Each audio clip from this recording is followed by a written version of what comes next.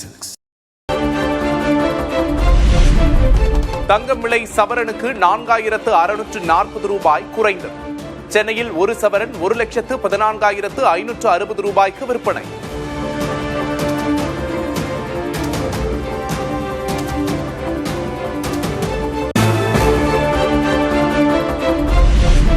வெள்ளியின் விலை கிலோவுக்கு 20,000 ரூபாய் குறைந்தது.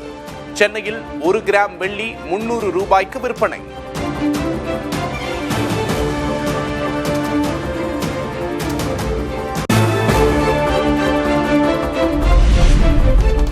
சென்னையில் காகங்கள் திடீரென இறந்ததற்கு பறவை காய்ச்சலே காரணம். உரிய தடுப்பு நடவடிக்கைகளை மேற்கொள்ள தமிழக அரசுக்கு மத்திய அரசு அறிவுறுத்தல். பறவைகள் இறந்தால் வெறும் கைகளால் தொட வேண்டாம். கோழி மற்றும் வாத்து பண்ணைகளில் கண்காணிப்பை தீவிரப்படுத்தவும் மத்திய அரசு அறிவுறுத்தல். பிரதமர் நரேந்திர மோடி வரும் 28ஆம் தேதி மதுரை வரவுள்ளதாக தகவல். தேசிய ஜனநாயக கூட்டணி பொதுக்கூட்டத்தில் பங்கேற்க திட்டம்.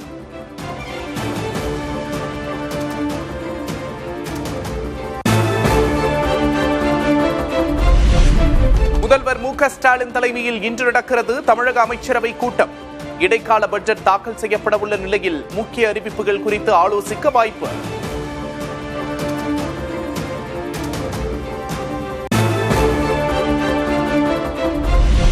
அதிமுக ஆட்சிக்கு வந்ததும் முதியோர் உள்ளிட்டோருக்கான சமூக பாதுகாப்பு ஓய்வூதியம் 2000 ரூபாயாக உயர்த்தப்படும் என எடப்பாடி கே பழனிசாமி உறுதி. கல்விக் கடன், கூட்டுறவு வங்கிகளில் வாங்கிய கடன் தள்ளுபடி செய்யப்படும் உட்பட அதிமுகவின் 2ஆம் கட்ட தேர்தல் வாக்குறுதிகள் வெளியீடு.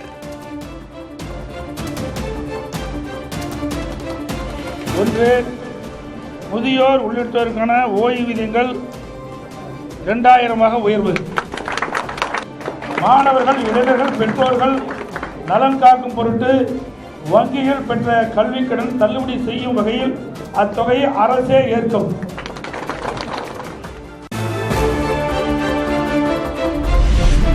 அதிமுக கூட்டணிக்குள் தேமுதிகவை கொண்டுவர வேண்டும் என எடப்பாடி பழனிசாமியிடம் மாவட்ட செயலாளர்கள் கோரிக்கை. தேமுதிக கேட்கும் 14 தொகுதிகளை ஒதுக்க முடியாததால் தான் இழுபறி என பழனிசாமி கூறியதாக தகவல்.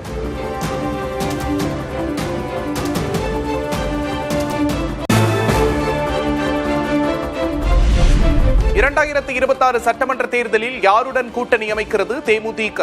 வெகு விரைவில் அறிவிப்பு வெளியாகும் என பிரேமலதா விஜயகாந்த் விளக்கம்.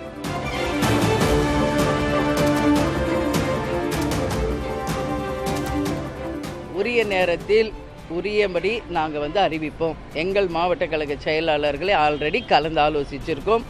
அவர்கள் விருப்பம், நிர்வாகிகள், தொண்டர்கள் விருப்பத்தின்படி தேமுதிக இந்த வாட்டி நிச்சயமாக ஒரு மகத்தான கூட்டணியை அமைப்போம் என்பதை மட்டும் இப்போ நான் சொல்ல கடமைப்பட்டிருக்கேன்.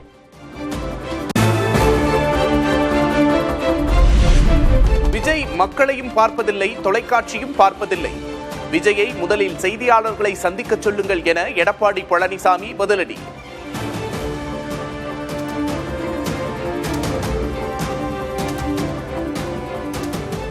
அறியாம பேசிட்டு இருக்காரு.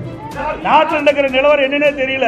இப்படி ஒரு தடவையாவது பிரஸ் மீட் காட்ட சொல்லணும், புரிஞ்சுக்கிட்டோம். நாட்டில் உங்களை போல் இருக்கிற நிருபர்கள் கேட்கின்ற கேள்விக்கு பதில் சொன்னா தான் வெளியில என்ன நடக்குன்னு அவர் புரிஞ்சுக்கிட்டோம்.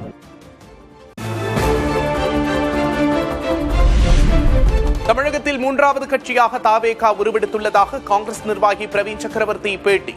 கூட்டணியின்றி தனித்து போட்டியிட்டாலும் விஜய்க்கு 18% வாக்குகள் கிடைக்கும் என கணிப்பு. தாவேகா ஒரு 3வது அரசியல் சக்தியாக உருவாகி உள்ளது தமிழ்நாட்டில். தனிப்பட்ட முறையில் 17-18% மேலே அவங்களுக்கு தனிப்பட்ட முறையில் இருக்கு. கடந்த 30 ஆண்டுகளாக கூட்டணி அரசியலால் காங்கிரஸ் பலவீனமாகி வருகிறது என பிரவீன் சக்கரவர்த்தி கருத்து. பிரித்து பார்த்தால்தான் காங்கிரசின் உண்மையான மதிப்பு தெரியும் என்றும் புதிய தலைமுறைக்கு பேட்டி. கடந்த ஒரு 30 ஆண்டு காலமா கூட்டணி அரசியல்ல சொந்த கட்சி பலவீனமாக போகுது அப்படின்ற ஒரு சிந்தனை வந்துச்சு காங்கிரஸ்ல. இது வந்து தமிழ்நாட்டுன்னு நான் சொல்லலை, காங்கிரஸ் ஓட்டு அங்கே அப்படியே கலங்கி இருக்கு எல்லா இடத்துலேருந்தும். ஸோ அது எப்போ தெரியும்? இப்போ நீங்கள் ஒரு எண்ணெயும் தண்ணியும் கலந்துச்சுன்னா அதை பிரித்து பார்த்தா தானே தெரியும் எது எண்ணெய் எது தண்ணின்னு.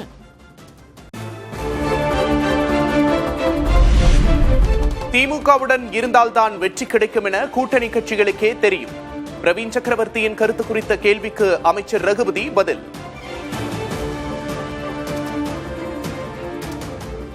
ஆனால் எங்களுடைய கூட்டணியில் இருந்து நாங்கள் யாரையும் விடுவதாக இல்லை, யாரும் போக மாட்டாங்க. அவங்க எங்களோடு இருந்தால்தான் அவர்களுக்கு வெற்றி என்பது அவர்களுக்கு நன்றாக தெரியும். வேற எங்க போனாலும் யாருக்கும் எந்த சீட்டும் கிடைக்காதுன்னு அவங்களுக்கு தெரியும்.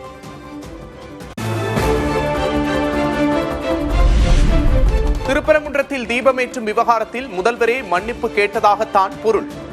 யாரோ மேலிருந்து கொடுத்த அழுத்தத்தால் நீதிமன்றத்தில் வெட்கி தலைகுனிந்த அதிகாரிகள் என்றும் அண்ணாமலை கருத்து.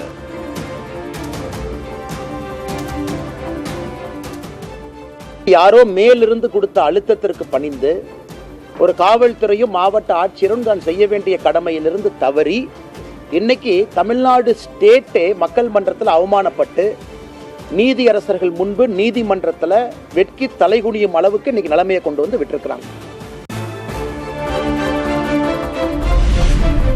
எதிர்க்கட்சிகளின் தொடர் அமளியால் மக்களவையில் ஒத்திவைக்கப்பட்ட பிரதமர் மோடியின் உரை. குடியரசுத் தலைவர் உரைக்கு நன்றி தெரிவிக்கும் தீர்மானம் மீது மாநிலங்களவையில் இன்று பேச திட்டம் என தகவல்.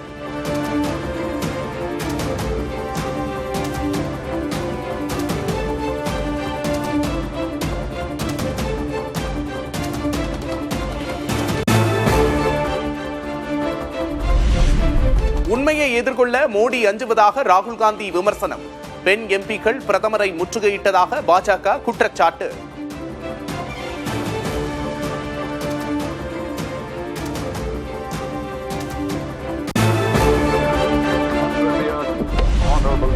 கவனம் பெற்ற கமல்ஹாசனின் மாநிலங்களவை பேச்சு. தமிழ் மொழி குறித்த பேச்சுக்கு பலரும் பாராட்டு.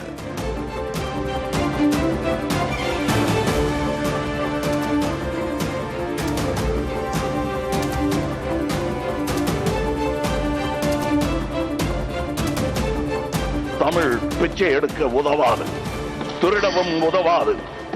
தமிழன் பிச்சை எடுக்க மாட்டான், அதுவும் உங்கள் பிச்சையை ஏற்கவே மாட்டான். தங்கச்சி, ஓட்டையும் நாட்டையும் இந்த கமலஹாசன் விற்கவே மாட்டான். உங்கள் சாபங்களில் எங்களுக்கு நம்பிக்கை இல்லை. Please conclude.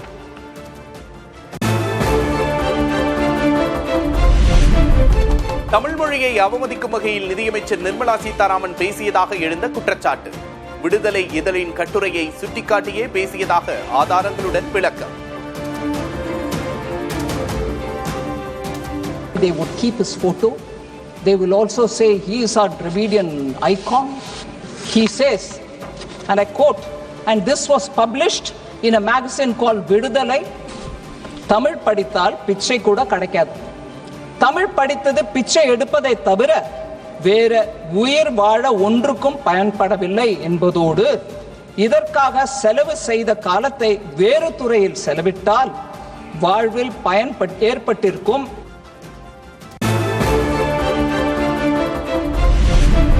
சிவகாசி ரயில் நிலைய பெயர் பலகையில் தமிழை பின்னுக்கு தள்ளி ஹிந்திக்கு முக்கியத்துவம்.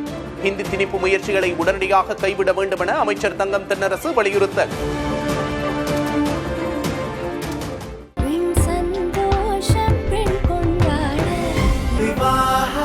மணப்பெண்ணின் பிரத்யேகமான திருமணம் விவாஹா தி சென்னை சில்க்ஸ்.